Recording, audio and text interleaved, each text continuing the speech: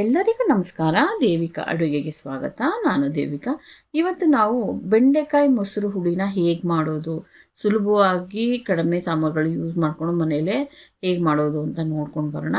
ನೀವು ಇದು ಚಪಾತಿ, ರೊಟ್ಟಿ, ಅನ್ನ ಎಲ್ಲದಕ್ಕೊಂದು ಒಳ್ಳೆ ಕಾಂಬಿನೇಷನ್ ಅಂತಲೇ ಹೇಳ್ಬೋದು.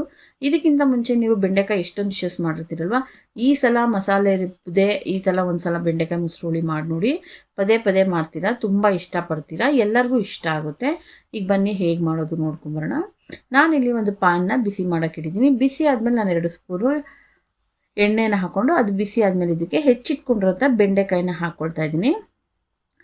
ನಾವು ಹೈ ಫ್ಲೇಮಲ್ಲೇ ಬೆಂಡೆಕಾಯಿನ 1-2 ನಿಮಿಷ ಚೆನ್ನಾಗಿ ಫ್ರೈ ಮಾಡ್ಕೊಳ್ಬೇಕು. ಮಿಕ್ಸ್ ಆಗಬೇಕು ಎಣ್ಣೆ ಎಲ್ಲ ಬೆಂಡೆಕಾಯಿಗೆ.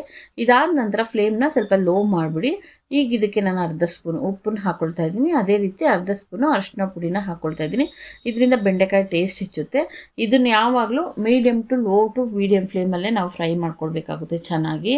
ಒತ್ಬಿಡೋ ನೀವು ಹೈ ಫ್ಲೇಮಲ್ಲಿ ಇಟ್ಕೊಂಡು ಫ್ರೈ ಮಾಡ್ಕೊಂಡ್ರೆ ಏನಂತೆ ಅಂದರೆ ಬೆಂಡೆಕಾಯಿ ಎಲ್ಲ ಒತ್ತುತ್ತೆ ಚೆನ್ನಾಗಿ ಅನಿಸಲ್ಲ ತಿನ್ಲಿಕ್ಕೂ. ಈಗ ನೋಡಿ ಚೆನ್ನಾಗಿ ಲೋ ಟು ಮೀಡಿಯಮ್ ಫ್ಲೇಮಲ್ಲಿ ಇಟ್ಕೊಂಡು ಚೆನ್ನಾಗಿ ಫ್ರೈ ಮಾಡ್ಕೊಳ್ಳಿ. ಇದೊಂದು ಸಲ ಫ್ರೈ ಆಗಬೇಕು, ಸ್ವಲ್ಪ ಟೈಮ್ ತೊಗೊಳುತ್ತೆ. ಒಂದು 5-6 ನಿಮಿಷ ಚೆನ್ನಾಗಿ ಫ್ರೈ ಮಾಡ್ಕೊಳ್ಳಿ. ಇದೊಂದು ಸಲ ಚೆನ್ನಾಗಿ ಫ್ರೈ ಆದಮೇಲೆ ಇದನ್ನು ಒಂದು ಪ್ಲೇಟಿಗೆ ಎತ್ತಿಟ್ಕೊಳ್ಳಿ. ಈಗ ನೋಡಿ ಚೆನ್ನಾಗಿ ಇದು ಫ್ರೈ ಆಗಿದೆ. ಚೆನ್ನಾಗಿ ಫ್ರೈ ಆದಮೇಲೆ ನಿಮ್ಗೆ ಎಷ್ಟು ಬೇಕು ನೋಡ್ಕೊಂಡು ಫ್ರೈ ಮಾಡಿಕೊಂಡು ಒಂದು ಪ್ಲೇಟಿಗೆ ಇದನ್ನು ಚೆನ್ನಾಗಿ ಎತ್ತಿಟ್ಕೊಳ್ಳಿ. ಈಗ ಇದು ಎತ್ತಿಟ್ಕೊಂಡಾದ್ಮೇಲೆ ನಾನು ಇದೇ ಪ್ಯಾನನ್ನು ತೊಗೊಳ್ತೀನಿ. ಯಾವ್ದು ಫ್ರೈ ಮಾಡೋದು ತೊಗೊಂಡಿದ್ದೆ ಅದೇ ತೊಗೊಳ್ತಾ ಇದ್ದೀನಿ ಪ್ಯಾನು. ಅದಕ್ಕೆ ಈಗ ಸ್ವಲ್ಪ ಎಣ್ಣೆನ ಹಾಕ್ಕೊಳ್ತಿದ್ದೀನಿ. 1-2 ಸ್ಪೂನಷ್ಟು. ದೊಡ್ಡ ಸ್ಪೂನ್ ಆದರೆ 1, 2 ಚಿಕ್ಕದಾದರೆ 2 ಸ್ಪೂನು. ಇದು ಸ್ವಲ್ಪ ಎಣ್ಣೆ ಕಾಯ್ದಿದೆ. ಎಣ್ಣೆ ಕಾಯ್ದಿದ್ಮೇಲೆ ನಾನು ಇದಕ್ಕೆ ಸ್ವಲ್ಪ ಸಾಸಿವೆ ಕಾಳನ್ನ ಹಾಕ್ಕೊಳ್ತಾ ಇದ್ದೀನಿ. ಇದಾದ ನಂತರ ನಾನಿಲ್ಲಿ 1 ಸ್ಪೂನಷ್ಟು ಜೀರಿಗೆಯನ್ನು ಹಾಕ್ಕೊಳ್ತಾ ಇದ್ದೀನಿ. ಅದ್ರ ಜೊತೆ ಒಂದು 10 ಕರಿಬೇವಿನ ಎಲೆಗಳನ್ನ ಹಾಕ್ಕೊಳ್ತಾ ಇದ್ದೀನಿ. ಅದಾದ ನಂತರ ನಾನು ಒಂದು 1/2 ಸ್ಪೂನಷ್ಟು ಇಲ್ಲಿ ನಾನು ಹಿಂಗನ್ನ ಹಾಕ್ಕೊಳ್ತಾ ಇದ್ದೀನಿ. ನೀವು ಹಾಕ್ಕೊಳ್ಳಿ, ನೋಡಿ ಹಾಕ್ಕೊಳ್ಳಿ. ಹಿಂಗೆ ಯಾವ್ದು ಬ್ರ್ಯಾಂಡ್ ಆದರೂ ಹಾಕ್ಕೊಳ್ಳಿ, ನಿಮ್ಗೆ ಇಷ್ಟ ಬಂದಿದ್ದು. ಇದನ್ನು ಚೆನ್ನಾಗಿ ಎಣ್ಣೆಲೆ 1 ನಿಮಿಷ ಫ್ರೈ ಮಾಡ್ಕೊಳ್ಬೇಕು. ಇದಾದ ನಂತರ ನಾನಿಲ್ಲಿ 2 ಮೀಡಿಯಮ್ ಸೈಜ್ ಹೆಚ್ಚಿದ ಈರುಳ್ಳಿನ ಹಾಕ್ಕೊಳ್ತಾ ಇದ್ದೀನಿ. ಸಣ್ಣಗೆ ಹೆಚ್ಕೊಂಡಿದ್ದೀನಿ, ನೀವು ಅಷ್ಟು ಸಣ್ಣಗೆ ಹೆಚ್ಕೊಳ್ಳಿ. ಸ್ವಲ್ಪ ಈರುಳ್ಳಿ ಕ್ರಂಚಿ ಬೇಕಂದರೆ ದೊಡ್ಡದಾಗಿ ಹೆಚ್ಕೊಳ್ಳಿ, ಅಷ್ಟು ಚೆನ್ನಾಗಿ ಅನಿಸಲ್ಲ.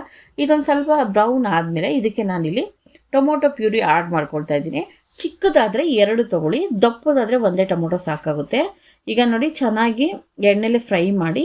ಈಗ ಸ್ವಲ್ಪ 1 ನಿಮಿಷ ಚೆನ್ನಾಗಿ ಹೈ ಫ್ಲೇಮಲ್ಲೇ ಎಣ್ಣೆನ ಫ್ರೈ ಮಾಡ್ಕೊಳ್ಳಿ. ಟೊಮೊಟೊನ ಹಾಕಿರ್ತೀವಲ್ಲ ಅದ್ರ ಜೊತೆ ಸ್ವಲ್ಪ ನೀರು ಹಾಕಿ ಇದನ್ನು ಚೆನ್ನಾಗಿ ಕುದಿಸಿ ಮುಚ್ಚಳ ಮುಚ್ಚಿ ಇದನ್ನು ನಾವು ಟೊಮೊಟೊನ 3-4 ನಿಮಿಷ ಮೀಡಿಯಮ್ ಫ್ಲೇಮಲ್ಲೇ ಬೇಯಕ್ಕೆ ಬಿಡೋಣ. ಯಾಕೆಂದರೆ ಟೊಮೊಟೊದಲ್ಲಿರೋ ಹಸಿ ವಾಸನೆ ಹೋಗಬೇಕು, ಇಲ್ಲಾಂದರೆ ಗ್ರೇವಿ ಅಷ್ಟು ಚೆನ್ನಾಗಿ ಅನಿಸಲ್ಲ ತಿನ್ನಲಿಕ್ಕೆ.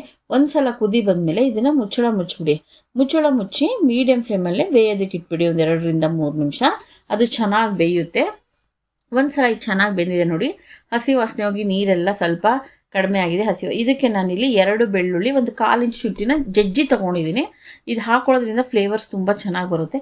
ಇಲ್ಲಾಂದರೆ ನೀವು 1/4 ಸ್ಪೂನಷ್ಟು ಶುಂಠಿ ಬೆಳ್ಳುಳ್ಳಿ ಪೇಸ್ಟ್ ಹಾಕ್ಕೊಳ್ಳಿ. ಪೇಸ್ಟ್ ಹಾಕ್ಕೊಳ್ಳೋಕ್ಕಿಂತ ಈ ಥರ ಜಜ್ಜಿ ಹಾಕ್ಕೊಳ್ಳಿ, ತುಂಬ ಚೆನ್ನಾಗಿರುತ್ತೆ, ಫ್ಲೇವರ್ ಚೆನ್ನಾಗಿ ಬಿಟ್ಕೊಳ್ಳುತ್ತೆ. ಈಗ ಅದಕ್ಕೆ ಚೆನ್ನಾಗಿ ಮಸಾಲೆಲೆ ಚೆನ್ನಾಗಿ ಫ್ರೈ ಮಾಡ್ಕೊಂಡಾದ್ಮೇಲೆ ನಾನಿಲ್ಲಿ 1 ಸ್ಪೂನಷ್ಟು ಕಲರ್ಗೆ ಕಾಶ್ಮೀರ್ ಲಾಲ್ ಪೌಡರು, ಮತ್ತು ಇದಕ್ಕೆ 1/2 ಸ್ಪೂನಷ್ಟು ಧನಿಯಾ ಪೌಡ್ರು, 1 ಸ್ಪೂನಷ್ಟು, 1/2 ಸ್ಪೂನಷ್ಟು ಖಾರದ ಪುಡಿ ತೊಗೊಂಡಿದ್ದೀನಿ. ಇದನ್ನು ಅಷ್ಟೇ ಮಸಾಲೆಯಲ್ಲಿ ಚೆನ್ನಾಗಿ ಮಿಕ್ಸ್ ಮಾಡ್ಕೊಳ್ಬೇಕು. ನೋಡಿ ಚೆನ್ನಾಗಿ ಈಗ ಮಿಕ್ಸ್ ಮಾಡಬೇಕು. ಇದಕ್ಕೊಂದು ಸ್ವಲ್ಪ ಗಟ್ಟಿ ಆಯಿತು ಅಂದರೆ ನೀವು ಸ್ವಲ್ಪ ನೀರು ಹಾಕ್ಕೊಳ್ಳಿ.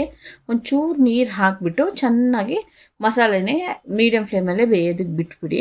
ಈಗ ಒಂದು ಸಲ ಇದು ಚೆನ್ನಾಗಿ ನೋಡಿ ಸ್ವಲ್ಪ ನೀರು ಹಾಕಿದ್ದೀನಲ್ವ, ಇದನ್ನಿದೆ ಚೆನ್ನಾಗಿ 2-3 ನಿಮಿಷ ಬೇಯಲಿಕ್ಕೆ ಬಿಟ್ಬಿಟ್ರೆ ಚೆನ್ನಾಗಿ ಮಸಾಲೆ ಚೆನ್ನಾಗಿ ಬೆಂದು ಎಣ್ಣೆ ಬಿಟ್ಕೊಳುತ್ತೆ. ಈಗ ನೋಡಿ ಎಷ್ಟು ಚೆನ್ನಾಗಿ ಎಣ್ಣೆ ಬಿಟ್ಟಿದೆ ಮಸಾಲೆಲಿ ಅಂತ. ನಾವು ಈ ಟೈಮಲ್ಲಿ ನಾವು ಇದಕ್ಕೆ 1 ಕಪ್ಪಷ್ಟು ನಾನಿಲ್ಲಿ ಮೊಸರನ್ನ ತೊಗೊಳ್ತಿದ್ದೀನಿ. ಮೊಸರು ನೋಡಿ ಹಾಕ್ಕೊಳ್ಳಿ, ತುಂಬ ಹುಳಿದಾದರೂ ಚೆನ್ನಾಗಿರಲ್ಲ. ಫ್ರೆಶ್ ಮೊಸರು ಹಾಕ್ಕೊಳ್ಳಿ, ತುಂಬ ಹುಳಿ ಆದರೆ ಹುಳಿ ಅನಿಸ್ಬಿಡುತ್ತೆ. ಈಗ ನೋಡಿ ಫ್ರೆಶ್ ಮೊಸರನ್ನ ಹಾಕ್ಕೊಳ್ಳಿ, ತುಂಬ ಹುಳಿ ಇಲ್ದಿರೋದು. ಯಾಕೆಂದರೆ ಟೊಮೊಟೊಲು ಹುಳಿ ಇರೋದ್ರಿಂದ ತುಂಬ ಹುಳಿ ಆದರೂ ತುಂಬ ಚೆನ್ನಾಗಿ ಅನಿಸಲ್ಲ. ಇದನ್ನು ನಾನು ಲೋ ಫ್ಲೇಮಲ್ಲೇ ಇಟ್ಕೊಂಡು ಬಿಸಿ ಮಾಡಬೇಕು 1 ನಿಮಿಷ. ಇದು ಆಮೇಲೆ 1-2 ನಿಮಿಷ ಆದಮೇಲೆ ಒಂಚೂರು ಮೀಡಿಯಮ್ ಫ್ಲೇಮಲ್ಲಿ ಇಟ್ಕೊಂಡು ಚೆನ್ನಾಗಿ ಒಂದು ಕುದಿ ಬರೋವರೆಗೂ ಇದನ್ನು ಚೆನ್ನಾಗಿ ಬೇಯಿಸ್ಕೊಳ್ಳಿ. ಚೆನ್ನಾಗಿ ನೋಡಿ ಚೆನ್ನಾಗಿ ತಿರುಗಾಡಿಸ್ತೀವಿ, ತಳ ಒತ್ತೋದಕ್ಕೆ ಬಿಡ್ಬಿಡಿ. ಇದು ಒಂದು ಕುದಿ ಬರ್ತಾ ಇದೆ ಅಂದಾಗ ಇದಕ್ಕೆ ನಾವು ನೋಡಿ 1 ಸ್ಪೂನ್ ಉಪ್ಪನ್ನು ಹಾಕ್ಕೊಳ್ತಾ ಇದ್ದೀನಿ. ಖಾರ ಕರೆಕ್ಟಾಗಿದೆ, ಆಮೇಲೆ ಬೇಕಾದರೂ ಹಾಕ್ಕೊಳ್ಬೋದು. ಈಗ ಉಪ್ಪನ್ನು ಹಾಕಿ ಚೆನ್ನಾಗಿ ಈಗ ನಾವೀಗ ಒಂದು ಕುದಿ ಬರೋವರೆಗೂ ಈಗ ಅದನ್ನು ಕಾಯಿಸ್ಕೊಳ್ಳೋಣ. ನೋಡಿ ಒಂದು ಕುದಿ ಬರ್ತಿದೆ. ಈಗ ನಾನಿಲ್ಲಿ 1-1.5 ಕಪ್ಪಷ್ಟು ನೀರು ಹಾಕ್ಕೊಳ್ತಾ ಇದ್ದೀನಿ. ನಿಮಗೆ ನೀರು ಎಷ್ಟು ಬೇಕು ನೋಡಿ ಹಾಕ್ಕೊಳ್ಳಿ.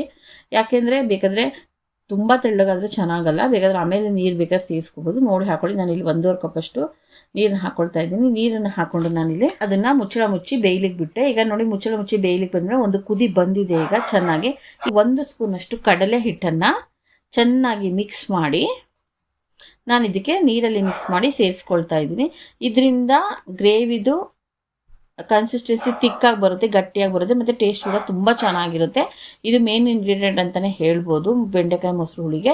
ಈಗ ಅದು ಕುದಿ ಬಂದ ಮೇಲೆ ಈಗ ಅದಕ್ಕೆ ನಾವು ಯಾವುದು ಫ್ರೈ ಮಾಡಿ ಇಟ್ಕೊಂಡಿರ್ತೀವಲ್ಲ ಬೆಂಡೆಕಾಯಿನ ಹಾಕ್ಕೊಂಡು ಚೆನ್ನಾಗಿ ತಿರುಗಿಸಿ, ಚೆನ್ನಾಗಿ ಒಂದು ಕುದಿ ಬಂದ ನಂತರ ಇದನ್ನು ಮುಚ್ಚಳ ಮುಚ್ಚಿ 8 ರಿಂದ 10 ನಿಮಿಷ ನಾವು ಲೋ ಫ್ಲೇಮಲ್ಲೇ, ಮೀಡಿಯಮ್ ಟು ಲೋ ಫ್ಲೇಮಲ್ಲಿ ಬೇಯಕ್ಕೆ ಬಿಡೋಣ. ಈಗ ನೋಡಿ ಚೆನ್ನಾಗಿ 8 ರಿಂದ 10 ನಿಮಿಷ ಆಗಿದೆ. ನೀವು ನೋಡ್ತಾ ಇರ್ಬೋದು ಬೆಂಡೆಕಾಯಿ ಚೆನ್ನಾಗಿ ಬೆಂದಿದೆ, ಮತ್ತು ನಮ್ಮ ಗ್ರೇವಿ ಕನ್ಸಿಸ್ಟೆನ್ಸಿ ಸರಿಯಾಗಿದೆ. ನೀವು ಬೇಕಾದರೆ ನೀರು ಹಾಕೋಬೋದು, ತೆಳ್ಳಗಾದರೆ ತುಂಬ ಚೆನ್ನಾಗಿ ಅನಿಸಲ್ಲ. ನೀವು ತುಂಬ ಗಟ್ಟಿ ಆಯಿತು ಅಂದರೆ ಸ್ವಲ್ಪ ನೀರು ಹಾಕ್ಕೊಳ್ಬೋದು. ಈಗ ನೋಡಿ ಇದು ಮೀಡಿಯಮ್, ಈ ಹದ ಸರಿ ಇದೆ. ಈ ಟೈಮಲ್ಲಿ ಉಪ್ಪು ಖಾರ ಏನು ಬೇಕು ನೋಡಿ ಹಾಕ್ಕೊಳ್ಳಿ. ಗರಂ ಮಸಾಲ ಎಲ್ಲ ಯೂಸ್ ಮಾಡಿಬಿಡಿ, ಚೆನ್ನಾಗಿ ಅನಿಸಲ್ಲ ಇದಕ್ಕೆ. ಕೆಲವರು ಹಾಕ್ತಾರೆ, ನನಗೆ ಇಷ್ಟ ಆಗಲ್ಲ. ನಿಮಗೆ ಬೇಕಾದರೆ ನೀವು ಹಾಕ್ಕೊಳ್ಬೋದು. ಇದಕ್ಕೆ ಹೆಚ್ಚಿದ ಕೊತ್ತಂಬರಿ ಸೊಪ್ಪು ಹಾಕಿ 1 ನಿಮಿಷ ಕುದಿಸಿ ತೆಗೆದು ಬಿಸಿ ಬಿಸಿಯಾಗಿ ಸರ್ವ್ ಮಾಡಿ. ನಿಮ್ಗೆ ಇಷ್ಟ ಆದರೆ ರೆಸಿಪಿ ಲೈಕ್ ಮಾಡಿ, ಸಬ್ಸ್ಕ್ರೈಬ್ ಮಾಡ್ಕೊಳ್ಳಿ, ಬೆಲ್ ಬಟನ್ನ ಪ್ರೆಸ್ ಮಾಡೋದನ್ನು ಮರಿಬೇಡಿ. ಹೀಗೆ ನನ್ನ ಚಾನಲ್ಗೆ ಸಪೋರ್ಟ್ ಮಾಡ್ತಾಯಿರಿ. Thank you.